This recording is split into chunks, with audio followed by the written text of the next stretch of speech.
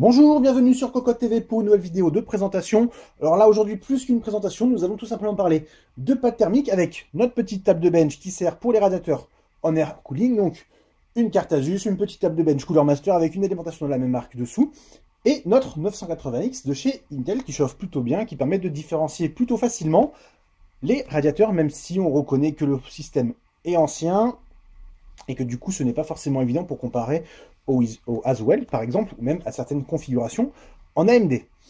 Comme on le disait, nous allons parler de pâte thermique avec de la Cryorig CP9, si elle veut bien tenir, et de l'Arctic MX4. Alors, la MX4, c'est celle que nous utilisons au quotidien quand nous en avons besoin, tout simplement parce que le tube, gros comme ça, ne coûte pas très cher.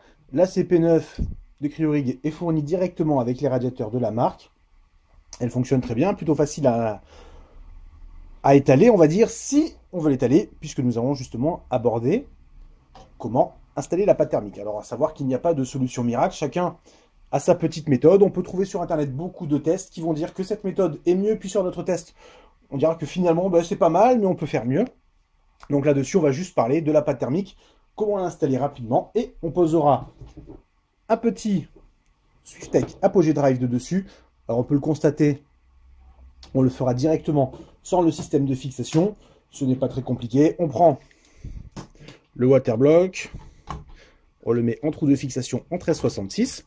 Ça se pose et voilà. Techniquement, avec le système de fixation dessous, on pourrait dire, voilà, on peut installer notre water cooling, il n'y a pas de problème. Le waterblock, la plaque en cuivre dessous est en contact avec le processeur.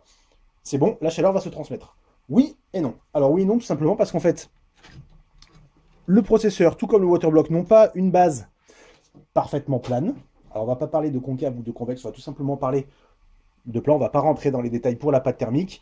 Il peut y avoir des petites aspérités et la pâte thermique va combler ces aspérités qui va permettre de transférer au mieux la chaleur. Notons aussi que ce processeur, a des petites marques qui sont liées à des radiateurs qui étaient mal usinés. La pâte thermique va aussi permettre de combler ces petites marques.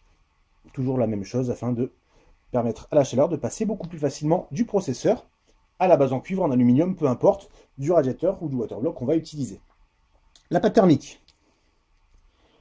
La façon la plus simple, on va dire, de l'installer, c'est une façon de parler, c'est celle qu'on va souvent trouver dans les notices directement. Donc on va prendre la pâte thermique, on va faire une petite boule au milieu. Alors là, pas de secret, on ne peut pas dire il faut qu'elle fasse 2 cm de diamètre. Là, c'est beaucoup trop. 1 mm. Chacun va y aller au feeling. À savoir que quand on va poser le radiateur dessus, elle va s'étaler. Alors après, bien entendu, il y a autre chose à prendre en compte. C'est que là, notre processeur est plutôt large. Si on le compare, on va prendre un petit processeur qui est derrière. Si on le compare à notre Haswell qui est ici, eh bien, on peut constater que le processeur est un peu plus grand, donc qu'il ne faut pas hésiter à mettre un tout petit peu plus de pâte thermique. On revient donc à la pâte thermique, à la notice. Souvent, on demande de prendre une carte ou une petite spatule, et en fait, on va tout simplement étaler. Alors là, on n'a pas de petite carte sous la main, donc nous utilisons une petite clé USB. En fait, on va étaler comme ça. Et là, c'est plutôt le drame, comme on peut le constater. Selon la carte, selon la pâte thermique, ça ne fonctionne pas très bien. Par exemple, ici, la Cryorig est un peu pâteuse, donc du coup, ce n'est pas forcément facile. Ça a tendance à rester sur la petite clé USB. En plus, elle se plie mal. Donc après, si on veut étaler proprement, ce n'est pas forcément facile. Donc cette méthode, à titre personnel, je ne la conseille pas forcément. Pour nettoyer le processeur, on va faire très très simple. Sopalin ou bien, comme ici, du papier toilette, à savoir qu'il existe des produits spéciaux. Alors, pourquoi utiliser des produits spéciaux?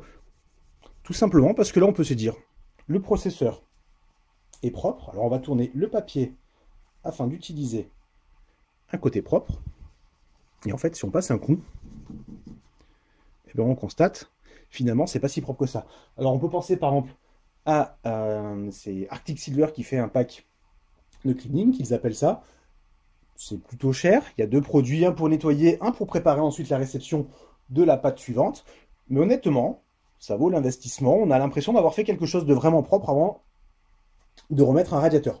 Alors, la question, c'est pourquoi on voudrait nettoyer et remettre de la pâte thermique. Changement de radiateur, par exemple, ou tout simplement, si on veut changer la pâte thermique. Parce que dans le temps, la pâte thermique va s'abîmer, elle va se durcir et les températures vont augmenter. Le transfert sera moins bon. On revient à l'installation de la pâte thermique. La méthode, finalement, la plus simple, mais tout simplement, c'est de faire une petite noisette au centre. On prend notre radiateur.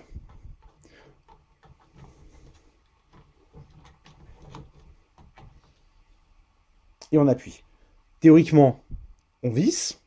Alors là, on va forcer un peu dessus, un peu plus de pression.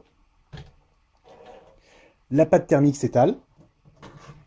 Selon la quantité, selon la pression, ça va s'étaler plus ou moins et ça va recouvrir plus ou moins le processeur.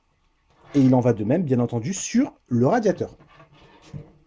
On reprend un petit bout pour nettoyer. Donc forcément, après, il faut faire la même chose sur le radiateur. Donc là, on peut le constater. Le radiateur, le processeur, pardon, brille. Mais il y a quand même quelques petites traces. On peut continuer à nettoyer comme ça. Et c'est pour ça qu'il est recommandé éventuellement d'utiliser des produits spéciaux vraiment adaptés. Par exemple, si on prend le radiateur avec sa base en cuivre, on ne va pas vous recommander d'utiliser du Mirror. Alors oui, ça marche très très bien. Le cuivre, la base, va briller. Il y aura de très beaux reflets. Est-ce que c'est bon pour le produit? Honnêtement, on ne le sait pas. Donc on va plutôt dire d'investir dans un produit qui coûte peut-être un peu plus cher, qui n'a qu'une seule utilité. Mais au moins, on sait ce qu'on fait. Autre méthode, très utilisée aussi, mais tout simplement, hop, c'est de faire une petite croix. Alors, mettre un peu moins de pâte thermique au milieu, bien entendu, puisque nous avons le croisement. Alors là, on en a mis un tout petit peu trop sur le côté. Ça risque de baver un peu. On peut le constater éventuellement. Des fois, la pâte thermique passe sur les côtés. Donc là, pareillement, on enlève le processeur et on nettoie tranquillement.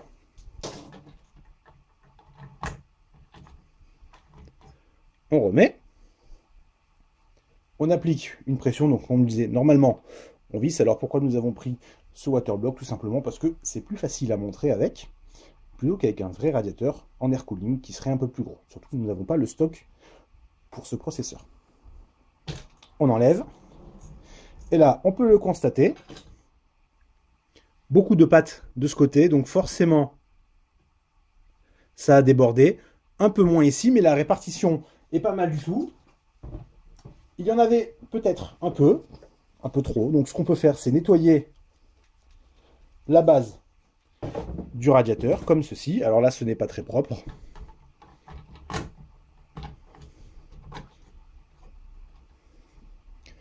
On remet. On voit que ça colle un tout petit peu moins bien, mais si on constate, il y a toujours de la pâte thermique sur la base de notre waterblock. Donc c'est qu'il y avait finalement assez de pâte thermique sur l'ensemble. Mettre trop de pâte thermique, on déconseille fortement, puisque la conductivité peut ne pas être terrible. Si on met une couche d'1 millimètre, forcément les températures vont s'envoler. Il faut essayer de tirer vers le bas pour en mettre le minimum syndical. Alors ce n'est pas facile. On ne va pas dire qu'il y a une méthode secrète. C'est pour ça qu'il y a plusieurs façons d'installer la pâte. Par exemple, certaines personnes aiment bien aussi faire tout simplement, plutôt qu'une croix, des points. Hop.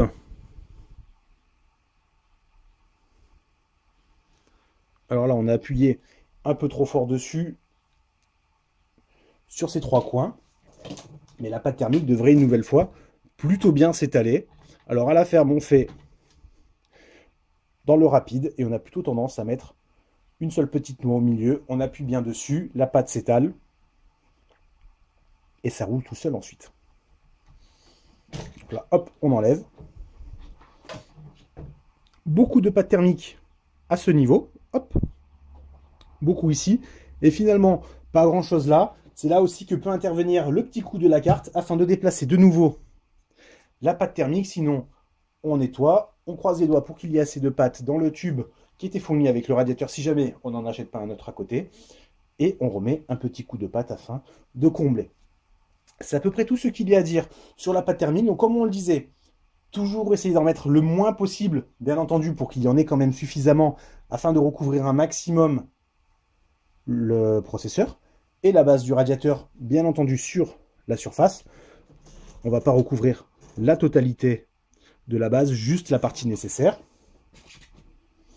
On fait attention sur l'application à ce que ce soit plutôt uniforme, pas comme ici où on voit sur ce côté, il y a quand même un gros manque. Et si on regarde sur la base du waterblock, c'est la même chose, il y a un très gros manque de pâte. Ça risque de chauffer un peu plus sur un corps, peut-être deux corps. Tout va dépendre bien entendu du processeur. C'est tout pour aujourd'hui, on vous souhaite une bonne fin de journée.